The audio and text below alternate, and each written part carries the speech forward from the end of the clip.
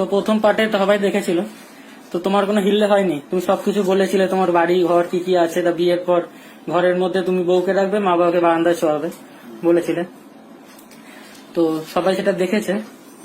এবারে এখন তুমি কি বলতে চাও যে এখনো তোমার কোনো হিল্লে হয়নি, তার পরিপ্রেক্ষিতে কিছু বলো। আমার নাম সঞ্জয় দত্ত। এখন আমার বয়স 27। এরপর আমার বয়স আরো বেড়ে যাবে। এটা ঠিক। তা আমার বাড়ি থেকে এখনো পর্যন্ত বিয়ে শাদী দিচ্ছে না। দিচ্ছে না। মানে বিয়ের ব্যাপারে কোনো চিন্তা ভাবনা নাই, তারা নিজের মতো নিজে আছে, সিরিয়াল টিভি দেখছে। তুমি ওদিকে পয়সাও দিচ্ছ? না, দিচ্ছ না, সিরিয়াল দেখে সময় কাটাচ্ছে, সময় নিয়ে ভাবছে না।